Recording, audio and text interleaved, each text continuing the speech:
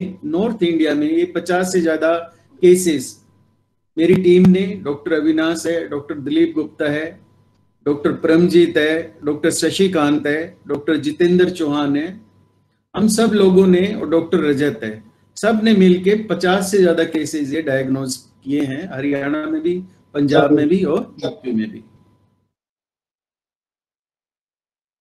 इसमें सबसे बड़ी बात क्या है, इतना बड़ा लॉस है, इतना बड़ा लॉस है कि एक बार अगर डिजीज ही आ जाते हैं तो आदमी उबरता नहीं है। सबसे पहली बात है, जो अंडे आते हैं हैचिंग एग्स, कभी भी हैचिंग एग्स पीक नहीं पकड़ता। हैचिंग एग्स यूजुअली 94-5-6% तक चले जाते हैं, लेकिन इस डिजीज में क्या होता है, हैचिंग एग की परसेंटेज 87, 88, 80, 82 इस रेंज में रहती है। और उसके साथ साथ हैचिबिलिटी भी अच्छी नहीं आती।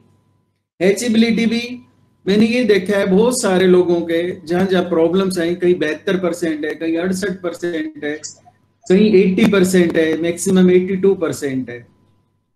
और इसमें बहुत ज्यादा लॉसेज होता है, मेंटली भी आदमी बहुत हराश होता है, और उसके बाद फाइनेंशियली लॉस तो ऐसा है जिसका मतलब जिन जिन लोगों के पास मैं गया तो मुझे रोना आता था उनकी हालत देख के। तो मेरी ये रिक्वेस्ट है कि आप इस डिजीज को अच्छे से समझें और कैसे ये प्रिवेंट हो सकती है, और अपने ऊपर फेथ रखें, सारी चीजों को अच्छे से समझें, और जैसे जैसे बताया जा रहा अगर आप वैसा करोगे तो ये डिजीज आपके यहाँ रिपीट नहीं होगी। इस डिजीज में क्या होता है कि अंडे हैं, उनकी शेप अच्छी नहीं होती,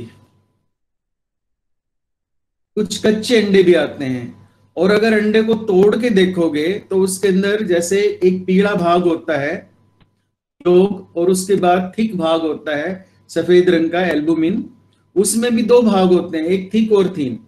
तो जो एल्बुमिन पोर्शन है वो सारा ऐसा होता है जैसे पानी जैसा, उसमें डिमार्केशन नहीं होती। अगर अंडे को आप तोड़ोगे तो पीला भाग आपको बीच में मिलेगा योक, और पानी जैसा सारा का सारा एल्बुमिन मिलेगा। और इसी तरह से जो धागे होते हैं वो भी ऐसे आपको टूटे हुए मिलेंगे। इस वायरस में क्या खास बात है, ये 56 डिग्री पे 15 मिनट में इनएक्टिवेट हो जाता है, 45 डिग्री पे 90 मिनट लेता है, और आउटडोर सर्वाइवल है 12 दिन स्प्रिंग में और 56 डेज इन विंटर। कोई भी जो हम यूज करते हैं डिसइंफेक्टेंट्स, हल्के से हल्के सारे इसके अंदर इफेक्टिव है। अब इसमें साइंस देखें आप, ये जैसे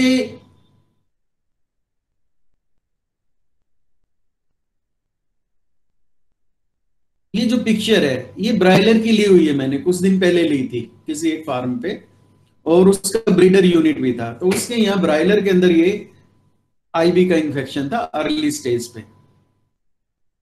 और ये जो पिक्चर है इसमें ये कोराइजा की वजह से है। तो क्या होता है, ऐसा नहीं होता कि खाली आईबी अकेली आती है, ये अपने साथ और चीजों को भी लेके आती है। तो इसके अंदर क्या होता है, जैसे आंखों हैं, जैसे वेट आईज मिलेगी, नेजल डिस्चार्ज, जो मैंने फील्ड में बहुत ज्यादा नहीं दिखाई दिया, लेकिन कुछ वेट आईज जरूर देखी, हल्की सी कफिंग, स्नीजिंग, ट्रेकियरेल्स भी बहुत ज्यादा सिग्निफिकेंट नहीं देखी मैंने, लेकिन फेशियल स्वेलिंग वो काफी चीज देखने को मिलती है। इंक्यूबेशन पीरियड बहुत कम है, 18 घंटे से 36 घंटे। और शेडिंग ऑफ वायरस, वायरस एक बार डिजीज आती है शेड करता रहता है 1.5 महीने के करीब। और रिकवरी पीरियड है 1.5 से 2 महीने, लेकिन कभी भी पहले वाली प्रोडक्शन उसके पास नहीं आती। जैसे मान लो 80% था पहले, तो 80% नहीं आएगी। और प्रोडक्शन डाउन कहां तक चली जाती है, 25-30% डाउन चली जाती है। रिकवरी होगी 65 से 70%, और हैचिंग एक्स वो है 80 से 88%, और पुअर हैचिबिलिटी 72 से 82%। और रिकवरी पीरियड है, जैसे इसमें कलिंग परसेंटेज है क्वाइट हाई। कलिंग में क्या होता है, जैसे जैसे प्रोडक्शन आपकी आ रही, साथ साथ में कल बर्ड्स होने निकलने शुरू हो जाते हैं। तो जो लोग विजिलेंट लोग हैं, जो फार्मर समझदार हैं, जिनको वो जज कर लेते हैं कि अभी प्रोडक्शन स्टार्ट हुई है और साथ साथ में कलिंग इतनी ज्यादा क्यों हो रही है, और कलिंग में एसाइटिस के केसेस भी मिलते हैं। और फिर आप थोड़ा ध्यान दोगे तो आप देखोगे कि अंडे की क्वालिटी भी अच्छी नहीं आ रही, और जो चिक्स निकलेंगे उसमें भी डिजीज पकड़ने की क्षमता बहुत ज्यादा रहेगी, ससेप्टेबल टू डिजीज। मोर्टेलिटी 25 से 30% 6 वीक्स के अंदर अंदर, और उसके बाद ये नेग्लिजिबल रहती है। अर्ली चिक्स मोर्टेलिटी में भी due to induced vaccine virus. अब देखो भैया, आप सब लोग इस बात को ध्यान से समझो, मैंने ये वर्ड यूज किया है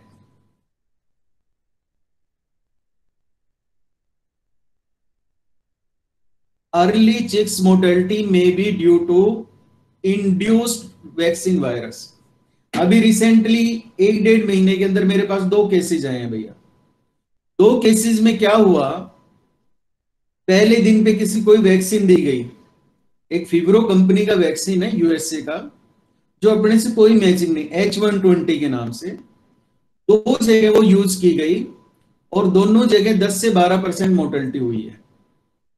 तो आप इस तरह की चीजें ना करें, ये बहुत सेंसिटिव मामला है, आप इसको ध्यान से काम करें। और पहले जिसके भी चिक्स आते हैं तो जो हमारी टेक्निकल टीम है, आप उनको अपने पास बुलाइए, कॉल कीजिए, किसी को कोई भी प्रॉब्लम है मुझे कॉल कीजिए, तो हम आगे सारा का सारा आपको प्रोग्राम देंगे। पहले सारे पिछले फ्लॉक्स की क्या हिस्ट्री है, कैसे आपके चिक्स आए, कितने अंडे आए, कितने हैचिंग एग्स आए, उसको हम सारे को बिल्कुल अच्छे से देख के क्या क्या बीमारी रही, क्या कारण रहे, उनको स्टडी करके हम आपको वैक्सीनेशन शेड्यूल देंगे।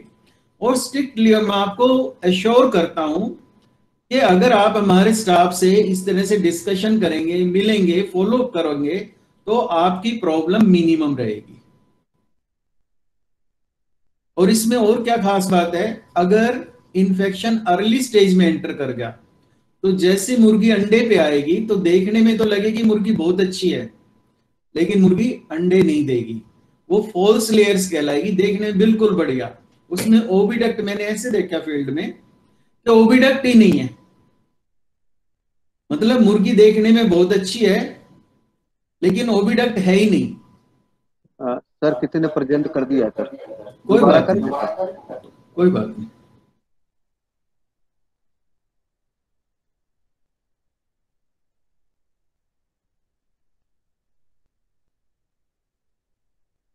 और एक और चीज का ख्याल रखना आप लोगों को, ये बीमारी कहां ज्यादा है, सबसे ज्यादा जहां पे ब्रूडिंग है, जहां ग्रोइंग फैसिलिटीज हैं। तो सब लोगों से ये रिक्वेस्ट है,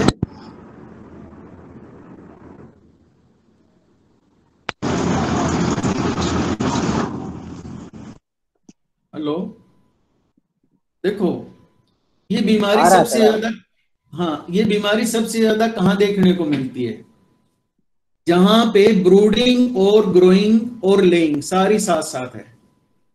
तो देखो ये कोई इतना आसान काम नहीं है कि आप एक ही दिन में अपना सारा सेटअप चेंज कर लें, ब्रूडिंग सेपरेट कर लें, ग्रोइंग सेपरेट कर लें, लेकिन जैसे कि आपको मौका मिलता है आप कोशिश करो आपकी ब्रूडिंग ग्रोइंग सेपरेट हो जाए। लेइंग वाले जगह पे आपका ब्रूडिंग ग्रोइंग की फैसिलिटी नहीं होनी चाहिए। अगर ऐसा हुआ तो वायरस अर्ली स्टेज में एंटर कर जाएगा और उसके बाद मुर्गी जब अंडे पे आएगी तो उसमें से बहुत सारी मुर्गियां ऐसी होगी जो देखने में अच्छी होगी लेकिन उनके अंदर प्रोडक्शन प्रॉपर नहीं आएगी। अब ये देखो, ये बड़ी टिपिकल सी चीज है, ये सारा कोई किताब में नहीं है, लेकिन जो हमने फील्ड में ये चीजें देखी, इसमें ये देखो, ये जो हीमरेजिस है, ये ट्रेकिया की पिक्चर है, ये हॉरिजॉन्टल हीमरेजिस है, ये हॉरिजॉन्टल हीमरेजिस। अगर हम ट्रेकिया को देखें पोस्टमार्टम तो ये ऐसे है, हॉरिजॉन्टल हीमरेजिस बोलते हैं।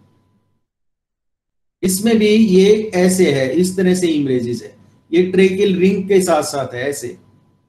और ये देखो आप, ये है ब्रोंकियल रीजन से हमने प्लग निकाला हुआ है, तो ये प्लग ज्यादातर ब्रायलर्स में मिलता है। और इससे पहले लोग क्या कहते थे, इसको एंडी वेरिएंट का नाम देते थे, ठीक है। और ये बीमारी ये नहीं है कि अब है, ये बीमारी लंबे टाइम से है, हम इसको डायग्नोज नहीं कर पा रहे थे। ब्रायलर में ये बहुत कॉमन है। जो लोग इंटीग्रेशन करते हैं, ब्रायलर पालते हैं, तो उन लोगों से ये है कि वो आईबी का वैक्सीन जरूर जरूर करें। पहले दिन पे H120 वैक्सीन को जरूर जरूर कोशिश करें, हैचरी लेवल पे दें। इसी तरह से ये देखिए आप, ये जो हिमरेजेज है, कोई भी देख के जज करके ये कर लेगा कि ये सारी हिमरेजेज आईबी की वजह से हैं। इसमें देखो एक बड़ी टिपिकल सी बात है, ये जो मैं दिखा रहा हूं ये पोर्शन नीचे की तरफ का है और ऊपर की तरफ ये साइड में हिमरेजेज है, ये ऐसे, ये लीनियर हिमरेजेज है साइड साइड में, ये एनडी की वजह से है। तो जहां एनडी और आईबी, मैंने देखा बहुत सारे केसेस ऐसे हैं जहां एनडी और आईबी पैरेलल चल रहे हैं, दोनों साथ साथ हैं। अब ये सारी, ये जो हिमरेजेज है, ये सारी हिमरेजेज आईबी की वजह से है। अब कोई भी भाई, कोई भी जो टेक्निकल है या नॉन टेक्निकल है, वो ऐसी हिमरेजेज देख के, इस तरह के साइन देख के ट्रेकिया में ये जज कर सकता है कि ये आईबी का इन्फेक्शन है। उसके बाद जब आप छाती को खोल लोगे तो देखो ये इस तरह का, ये मसल्स हैं, ये डिजेनरेटिव चेंजेस आए हैं। इसी तरह से ये मसल पे ये डिजेनरेटिव चेंजेस हैं, ये वाले। और एक और खास बात है, ये नेक्रोटिक बैंड्स हैं, ये लंबे ऐसे। इस पिक्चर में इतने वो नहीं है, कईयों में दोनों तरफ होते हैं ऐसे बड़े बड़े टिपिकल, ये नेक्रोटिक बैंड्स हैं, ये नेक्रोटिक बैंड्स। तो हम छाती के ऊपर, इसको पेक्टोरल मसल्स बोलते हैं, इस पे हम इस तरह के चेंजेस देख सकते हैं। इस तरह के ये जिलेटिनस फ्लूइड है। दूसरा ये नेक्रोसिस है, और ये भी नेक्रोटिक बैंड्स हैं। ये हम बर्ड खोल के छाती के ऊपर कोई भी देख सकता है और समझ सकता है, और ये टिपिकल है, ये आईबी के अंदर है। उसके बाद नेक्स्ट क्या है, ये जो ओविडक्ट है, ओविडक्ट में क्या है, पानी भरा हो सकता है, जैसे ये फ्लूइड भरा हुआ है, ठीक है। और या ओविडक्ट है वो सिकुड़ जाती है, या उसके अंदर चीजी मटेरियल रहता है, ये सारे चेंजेस आते हैं ओविडक्ट में। या उसके अंदर स्वेलिंग मिलती है, ये सारे सिस्ट हैं, ये सिस्टिक ओविडक्ट है। उसके बाद सिस्टिक ओवरीज, ये बड़ी टिपिकल हैं, ये सारे सिस्ट हैं, ये सारे सिस्ट हैं, छोटी छोटी छोटी, ये व्हाइट सिस्ट हैं। ये भी टिपिकल इसी आईबी के अंदर केसेस में, आईबी केसेस में ये मिलती है। कॉमर्शियल लेयर में ये ज्यादा मिलती है, ब्रीडर में ये कम है, लेकिन कॉमर्शियल लेयर में वो ज्यादा है। ये इसमें स्वेलिंग है ओविडक्ट में, ये सारे पाउच है जो शेल ग्लैंड है, इसमें स्वेलिंग है। इसके बाद आईबी की एक और फॉर्म है, एंट्री फॉर्म है। इसमें क्या है, जो प्रोवेंट्रिकुलस है, इसमें स्वेलिंग मिलती है, ये सारा प्रोवेंट्रिकुलाइटिस बोलते हैं। और ये चीज आपको दिखाई देगी ब्रायलर में, ब्रायलर में बहुत कॉमन होती है। और जब भी हम ऐसे आईबी के लीजन्स देखें तो हम एक लीजन पे विश्वास ना करके हमें किडनीज की तरफ हमेशा ध्यान देना चाहिए।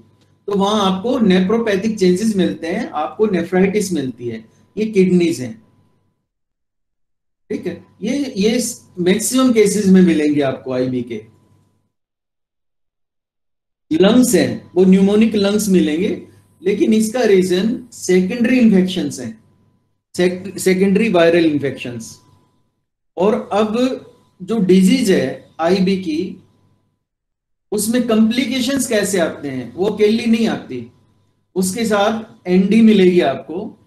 चांसेस है मिल सकती है, नहीं भी मिल सकती। इकोलाई है, माइकोप्लाज्मा है, कोराइजा है, फाउल कोलरा है, ओआरटी है। और जो लोग आईएलटी का वैक्सीन करते हैं, लाइव वैक्सीन करते हैं, वहां जब भी रेस्पिरेटरी कुछ भी होगा तो कॉम्प्लिकेशन बढ़ जाएगी। और आप सब लोगों की इंफॉर्मेशन के लिए, नॉर्थ इंडिया में ILT स्ट्रीट वायरस नहीं है। जो ILT के किसी को भी लीजन्स मिलते हैं वो लीजन्स वैक्सीन वायरस के द्वारा है। हमने कुछ सैंपल्स इकट्ठे किए थे, सैंपल करके, और जब उसका हमने जीन सीक्वेंसिंग करवाई तब हमें पता लगा ये वैक्सीन की वजह से है। तो ILT की नॉर्थ इंडिया में कोई जरूरत नहीं है। जो लोग लाइव वैक्सीन यूज करते हैं उनको थोड़ा डिस्कस करना चाहिए, बात को समझना चाहिए, ठीक है। अननेसेसरी अपने फार्म्स को कॉम्प्लिकेट करते हैं, एरिया को कॉम्प्लिकेट करते हैं, डिजीज को कॉम्प्लिकेट करते हैं। उनको चाहिए एक बार वो मीटिंग करें, डिस्कस करें मेरे से, तो मैं उनको इस चीज से निजात दिला सकता हूं। और मैं बिल्कुल 100% श्योर हूं कि आपके एरिया में, नॉर्थ इंडिया में, इस डिजीज का, इस वैक्सीन का कोई भी जरूरत नहीं है। लोग बाहर से वैक्सीन लेके आ रहे हैं, ठीक है, आपके एरिया में कर रहे हैं, आपको डरा रहे हैं, ये करो ये करो। भैया आप थोड़ा सा अवेयर रहो। आपने करोड़ों रुपए लगा रखे हैं, अपने ऊपर फेथ रखो, जो काम करो सोच समझ के करो, ठीक है। लेकिन आप ऐसे नहीं कि कोई भी आपको ट्रेडर है, कोई भी सलाहकार है, कोई भी आपको आप कहे ये लगा लो, ये वैक्सीन कर लो, ये वैक्सीन कर लो। आप इस तरह के काम ना करें। आप हमारा स्टाफ है, टेक्निकल स्टाफ आप लोगों के साथ आपकी हेल्प करने को है। अब इसमें कॉम्प्लिकेशन में आप ये देखिए, ये ORT है, ऑर्निथोराइनोट्रेकियल इन्फेक्शन। ये एक बैक्टीरियल डिजीज है। आज से ये 2015 में जहां लोग ये कह रहे थे कि उन्होंने क्या किया, ट्रेकिया में हल्का सा खून दिखाई दिया, फ्रेश ब्लड। तो उसके बाद हमने सारे सैंपल लिए, सारे काम किए, और हमने पाया कि उसमें ORT पॉजिटिव है। और ORT को जब ध्यान से देखा, स्टडी किया गया, तो ये पाया कि ये एक बैक्टीरियल इन्फेक्शन है। और उसके साथ इसके कारण भी गले के अंदर फ्रेश खून आता है। ये बात हमें समझ में आई। फिर हमने क्या किया, ऐसे बर्ड्स में जहां वो लोग कह रहे थे ILT था, हमने कुछ एंटीबायोटिक दिया, उसके बाद बर्ड रिकवर कर गया, ठीक है। फिर हमने सैंपल भेजे, सैंपल भेज के पता लगाया कि भाई इसके अंदर जो ILT है वो ILT वैक्सीन वायरस की वजह से है, स्ट्रीट कोई वायरस नहीं है, स्ट्रीट वायरस की वजह से नहीं है। तो हमने धीरे धीरे क्या किया, ILT का वैक्सीन, लाइव वैक्सीन वहां बंद करवाया और उसको हमने किल्ड वैक्सीन से रिप्लेस किया। 3-4 फ्लोक डलवाने के बाद उसको हमने ILT बिल्कुल भी बंद कर दिया। कुछ फार्मर्स आपके यहाँ हैं जिन्होंने ज्वाइन किया है, वो चाहे तो अपने विचार शेयर कर सकते हैं इस टॉपिक पे। अब ये ORT में एक बड़ी टिपिकल बात है। इसमें क्या बात है कि ये क्रेनियल स्वेलिंग है, सिर के ऊपर स्वेलिंग है भाई, ठीक है, ये स्वेलिंग है। अब अगर एक साइड स्वेलिंग है तो उसी साइड का लंग अफेक्टेड मिलेगा आपको, तो इसको बोलते हैं यूनिलेटरल ORT लीजन्स। और अगर ये दोनों तरफ हो ऐसी स्वेलिंग तो उसको बाइलेटरल बोलते हैं, तो दोनों तरफ के लंग्स खराब मिलेंगे। जैसे अब ये दोनों लंग्स हैं, ये सैंपल मैंने आज से 4-5 साल पहले सफेदों से ही लिया था, तो इसके दोनों के दोनों लंग्स खराब थे और दोनों तरफ स्वेलिंग थी। और अगर स्वेलिंग एक तरफ है आंखों के, तो आपको एक तरफ का लंग अफेक्टेड मिलेगा। This is consolidation of lung. तो ये बड़ी टिपिकल चीज है और ये इंडस्ट्री के लिए उस समय नहीं थी, अब तो काफी लोग इसको जानते हैं कि ORT भी फील्ड में है। उसके बाद हम डिफरेंशियल डायग्नोसिस कैसे करें। देखो मैंने आपको बताया, ये देखो ये सारी हिमरेजिस है, ये वाली, ये लाइनिंग है, हॉरिजॉन्टल लाइनिंग, ये हॉरिजॉन्टल लाइनिंग, ये वाली, ये हॉरिजॉन्टल लाइन, ये देखो बिल्कुल टिपिकल है। जब कभी भी आप ट्रेकिया में ये चीज देखो, इस तरह की देखो, तो आप ये सोचो कि ये IB का इन्फेक्शन है। 1 सेकंड में जैसे आपने बर्ड खोला, 1 सेकंड में आपको जज हो जाएगा कि दिस इज IB इन्फेक्शन। कोई सेकंड थॉट नहीं है, आपके पास आंखें हैं, आप इसको देख सकते हो। इसमें किसी टेक्निकल या नॉन टेक्निकल या पढ़े लिखे होने की कोई वो नहीं है, सिंपली आप देख के कह सकते हो दिस इज IB। और दूसरा मैं ND की वजह से बताता हूं, ये है ND की, ये ट्रेकिया में इमरेजेस। अब ये देखो एक लाइन बन रही है, ये देखो आप, ये लाइन बढ़ती आ रही है ऐसे, ये क्लियर है। ये जैसे एक डिजाइन होता है, लाइन बिल्कुल इस तरह की, ये लाइन मिलेगी आपको। और ये लाइन एक नहीं, आपको यहां भी मिलेगी ऐसे, इससे ऊपर ये यहां भी मिलेगी, तो एक बिल्कुल फैशन सा मिलेगा आपको। ये एनडी में बड़ी टिपिकल है। तो एनडी और आईडी आपको ट्रेकिया में आराम से बर्ड को खोलते ही जजमेंट हो जाएगा कि ये आरडी है और ये आईबी है। मैं 100% श्योर हूं, अगर आप इस चीज को समझे तो आपके लिए डिजीज को डायग्नोज करना बिल्कुल सेकंडों का काम है। अब उसके बाद है, अगर इसको हम डिफरेंशिएट करना चाहें आईएलटी से, तो देखो आईएलटी में क्या होता है, जो स्प्रेड है वो स्लो होता है और उसमें सांस के सिम्टम्स ज्यादा होते हैं, और fresh blood can be seen in trachea, और जो कॉर्नर्स हैं उसके बीक के या नोस्ट्रिल्स के, वहां पर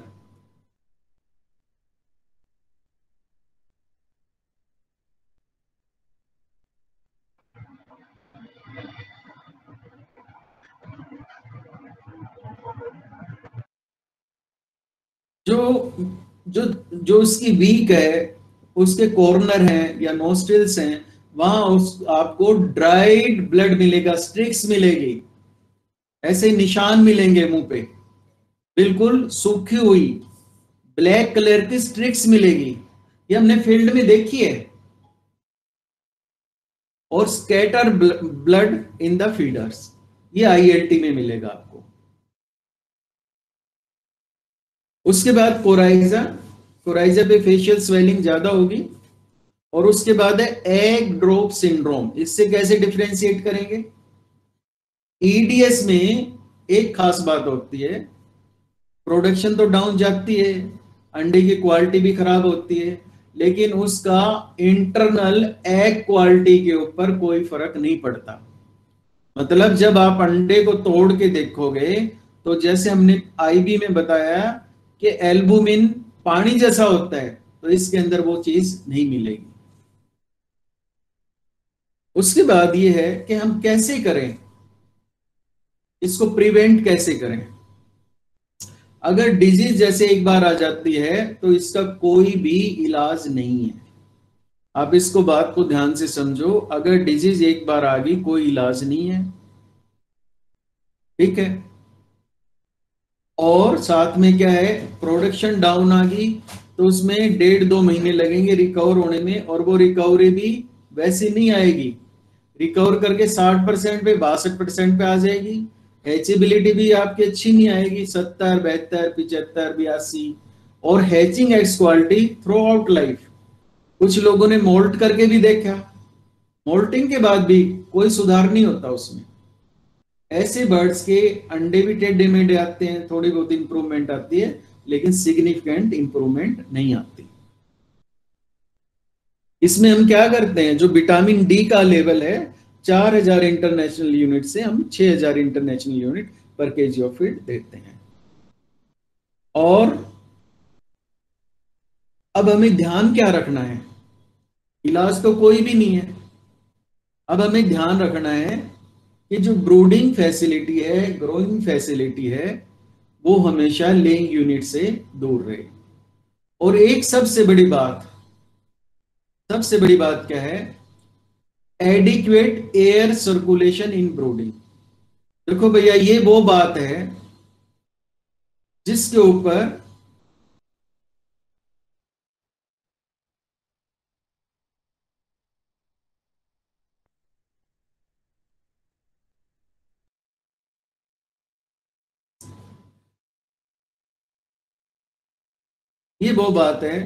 एडिक्वेट एयर सर्कुलेशन इन ब्रूडिंग। ये मैं हर लेक्चर में बोलता हूं कि आप हवा के ऊपर ध्यान रखें, उसको ऑक्सीजन चाहिए।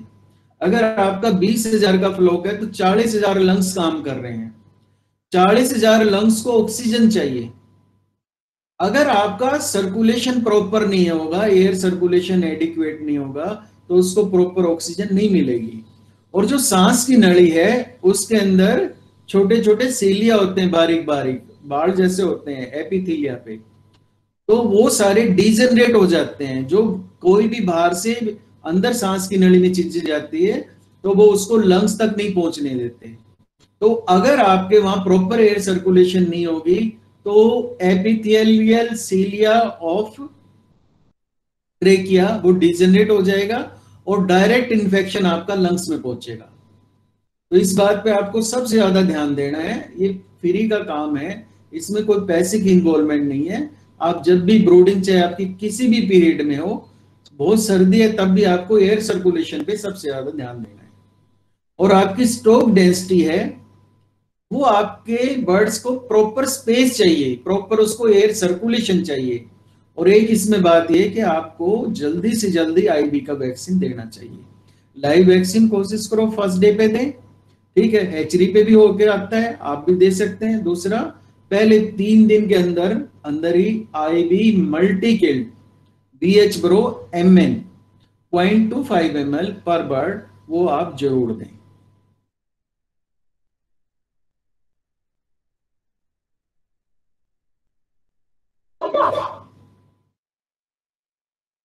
उसके बाद ये वैक्सीनेशन शेड्यूल है। IB H120 फर्स्ट डे पे eye drop, BH bro MN ये IB मल्टी किल्ड वैक्सीन है। 3 से 5 दिन पे कोशिश करो, 3 दिन पे भी। अगर बर्ड में स्ट्रेस है तो आप एक आधे दिन आगे पीछे कर सकते हैं। और साथ में IB मास आप 7 से 10 दिन पे, फिर BH bro MN IB multi killed और IB मास 4 से 5 वीक पे, फिर उसके बाद BH ब्रो MN 12 वीक पे। और साथ में मैंने IB मास बोला हुआ है, तो इस पे आपको कुछ प्रिकॉशन रखना है। अगर आपके मल्टी एज फ्लॉक्स हैं, तो और लेइंग पे फ्लॉक वहां डले हुए हैं, तो आप IB का मास वैक्सीन 12 वीक पे ना करें। आप इसको प्रीपोन्ड करके ब्रूडिंग और ग्रोइंग फैसिलिटी में ले जाएं, या इसको थोड़ा सा जैसे 4 वीक पे दिया, 8 वीक पे दिया, और उसके बाद आप इसको रिपीट ना करें। और अगर आपको फिर भी लगता है तो 4 वीक पे भी आपने दे दिया, दैट इज सफिशिएंट। फिर उसके बाद हर 8 सप्ताह के बाद BH bro MN IB multi killed vaccine हर 8-8 सप्ताह के बाद आप इसको रिपीट करो, पीक गर्मी में और पीक सर्दी में। और जब अच्छा पीरियड है तो आप इसको 10 से 12 सप्ताह पर रिपीट कर सकते हो। और कभी भी लेइंग पीरियड में लाइव IB का वैक्सीन नहीं देते। देखो इसमें मल्टीपल सीरोटाइप्स हैं, मल्टीपल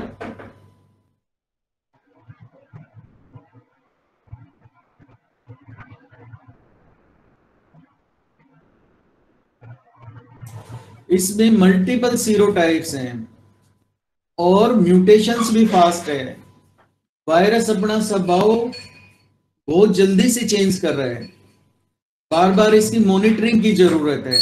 तो आप नई नई वैक्सीन, नए नए एक्सपेरिमेंट ना करें।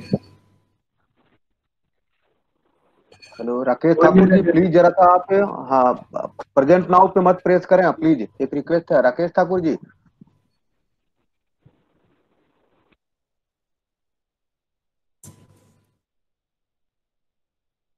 अब मेरे पास कुछ केस स्टडी हैं। जैसे 2015 में एक ब्रायलर का फार्म था 30,000 का, और पेरेंट भी वही था, उनके पास पेरेंट की कैपेसिटी 14,000 के करीब। ये पहला केस था जब हमने इसको डायग्नोज किया, और उस ब्रायलर में कोई IB वैक्सीन नहीं दिया गया था, और डिजीज उसकी 21 दिन पे स्टार्ट हुई। और मोर्टेलिटी कैन यू इमेजिन, मुंह फाड़ते थे और बर्ड मर जाते थे। 64% उसका मोर्टेलिटी हुआ। Broilers were reared at the same premises in which 14,000 laying breeder flock and hatchery unit was there. अब आप इस बात को समझो, ये सीख लो, जहां भी ब्रीडर यूनिट है वहां आपको ब्रायलर नहीं पालना। और अगर कभी मजबूरी में ऐसा सिचुएशन भी है तो आपको हैचरी लेवल पे ही H120 आईवी का वैक्सीन वेंट्री का आपको आई ड्रॉप यूज करना है, आप इसका ध्यान रखें। उसके बाद नेक्स्ट फ्लोक उसकी सफाई वगैरह करवाई, कुछ उसको रेस्ट दिया, और अगले फ्लोक में हमने उसको IB H120 हैचरी लेवल पे दिया, लसोटा और IB 21 दिन पे दिया, और सक्सेसफुली उसने मार्केट किया 2400 ग्राम का बर्ड करके। ठीक है, ये केस स्टडी था। सेकंड हमारा था केस स्टडी, इसमें 18,000 ब्रायलर थे, कोई IB का वैक्सीन नहीं था, और डिजीज 24 दिन पे स्टार्ट हुई, 44% मोर्टेलिटी हुई, और वहीं पेरेंट की यूनिट थी, 8,000 वहां लेइंग फ्लॉक था, हैचरी यूनिट भी वहीं थी। और उसके बाद अगले फ्लॉक्स में कुछ वैक्सीनेशन शेड्यूल चेंज किया, IB का वैक्सीन दिया, और फार्मर ने 2100 ग्राम का ब्रायलर करके सेल किया। अब तीसरा ये केस स्टडी था, ये तो रिसेंटली अभी की बात है। इसमें 32,000 ब्रायलर एक ब्रीडर ने डाले हुए थे और उसको कोई IB का वैक्सीन नहीं दिया। तो ये आप देख रहे हो, ये जो चिक्स है, ये किस तरह से सांस ले रहा है। ये केस ब्रायलर है, ये ब्रीडर यूनिट वहीं थी।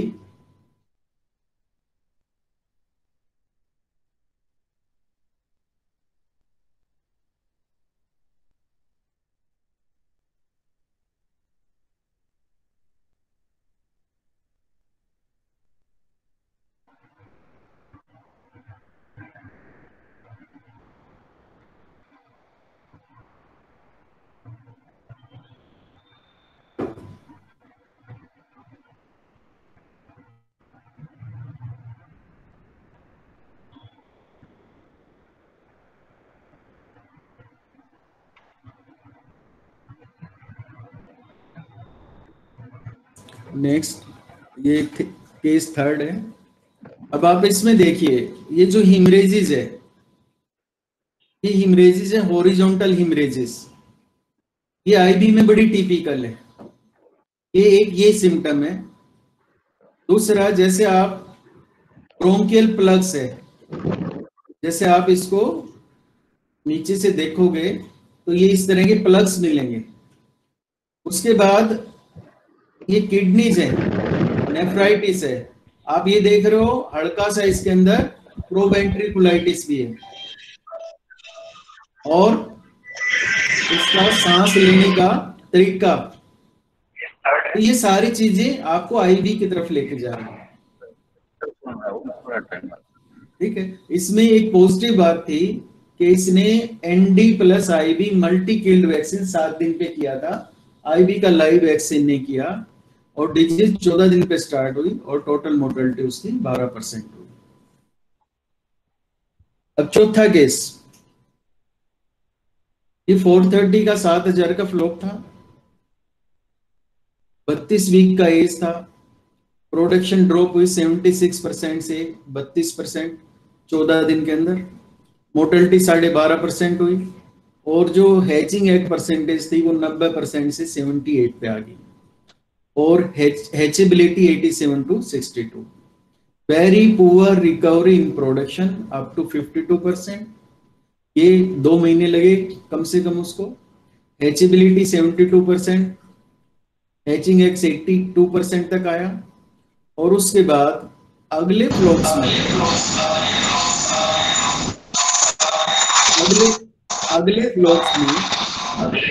हमने 8 वीक को इंटरवल किया।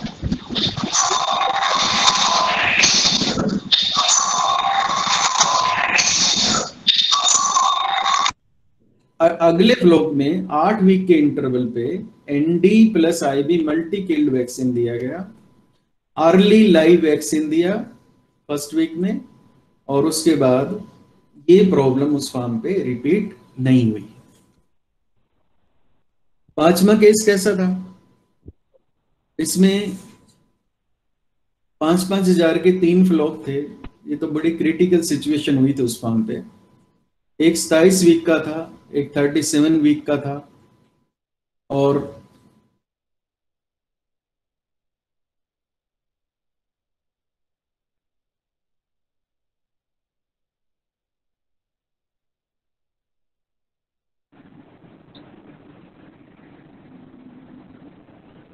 ये 3 फ्लॉक थे, एक 27 वीक का, एक 37 वीक का और एक 56 वीक का।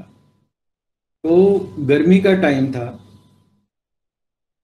थोड़ी आंधी आई थी, और उसके 2 दिन के बाद हालत ऐसी हुई, जो सबसे पहले 27 वीक वाला फ्लॉक था उसमें मोर्टेलिटी स्टार्ट हुई, उसके बाद 37 वाले में, और उसके बाद जो 56 वीक वाला फ्लॉक था, तीनों में हैवी मोर्टेलिटी हुई। जो हैचिंग एक परसेंटेज थी वो 92% से 81 पे आई। प्रोडक्शन ड्रॉप होगी 79% से 32%, और 12% के करीब मोर्टेलिटी हुई। उसके बाद इस फार्म पे क्या डिसीजन लिया गया? नंबर 1 बात कि मल्टी एज फ्लॉक नहीं डालने। छोटे से छोटे फ्लॉक, 3 फ्लॉक के बजाय कोशिश करो 2 फ्लॉक डालो, कोशिश करो सिंगल फ्लॉक डालो। तो मल्टी एज फ्लॉक्स के ऊपर आपको काम करना है। आप कोशिश करके एक ही unit all in all out system करें। कम से कम एक ही एज का आपका फ्लॉक हो, या मिनिमम 2 फ्लॉक हो, और दोनों फ्लॉक्स में जो प्रॉब्लम है उस बात को समझो। जो फ्लॉक आपके ओल्ड हैं उसमें वैक्सीन के बारे में नेग्लिजेंसी रहती है, और वहां मोर्टेलिटी होती है कोई बताता नहीं, और उसमें मोर्टेलिटी भी कम होती है, उसमें पता भी नहीं लगता, और वायरस की शेडिंग होती रहती है, slow slow slow slow virus shedding होती है। काम करने वाले वही लेबर है, वही छोटे फ्लॉक्स में जाते हैं, वही बड़े में रहते हैं, वही काम करते हैं। तो वो सारा का छोटे फ्लॉक में इंफेक्शन अर्ली कैच कर लेता है, और उसके बाद आपके बर्ड में छोटे फ्लॉक में जैसे वो प्रोडक्शन पे आता है वो प्रॉपर पीक नहीं आती। अब है practical tips for disease prevention. तो इसमें सबसे पहली बात है कि एंटीबायोटिक ना देके आप जैसे चिक्स आते हैं आप एविफ्लोरा यूज करो। एविफ्लोरा में क्या है, 200 के करीब 200 के करीब जो नेचुरल बेनिफिशियल बैक्टीरिया बॉडी में होते हैं, उस सारे का ये एक कल्चर है। अगर आप इसको 12.5 ग्राम 5000 बर्ड्स को ओरल ड्रॉप्स जैसे वैक्सीन देते हैं ऐसे यूज करोगे तो ये बहुत ज्यादा बेनिफिशियल है। ये शरीर में जाके अपने आप नेचुरल एंटीबायोटिक्स बनाएगा। एसिडोलिन, एसिडोफिलिन, लेक्टोलिन, लेक्टोफिलिन, कुछ एक एंजाइम्स अपने आप ये सिक्रेट करेगा, बी कॉम्प्लेक्स सिंथेसिस करेगा, नेचुरल इम्यूनोग्लोब्युलिन्स वगैरह ही सिंथेसिस करेगा।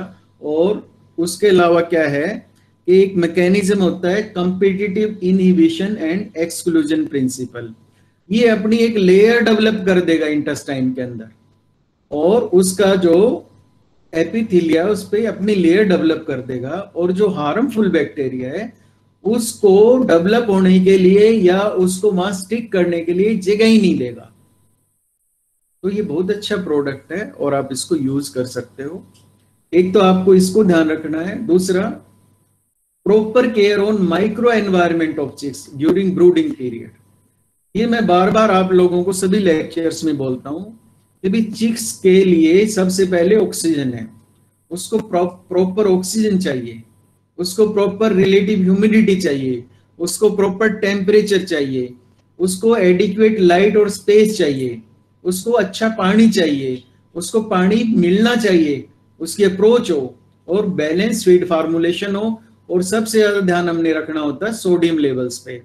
और एक सबसे बड़ी बात पूरी इंडस्ट्री को समझने की जरूरत है कि ब्रीडर में या कॉमर्शियल लेयर में कभी भी कॉक्सीसीडल ड्रग्स यूज ना करें, सिर्फ डोट को यूज करना है। मेरे डॉक्टर भाई भी सुन रहे हैं, कुछ फीड के मैन्युफैक्चरर लोग भी सुन रहे हैं, उनको चाहिए कभी भी कॉक्सीसीडल ड्रग्स ब्रूडिंग राशन में लेयर और ब्रीडर राशन में यूज ना करें।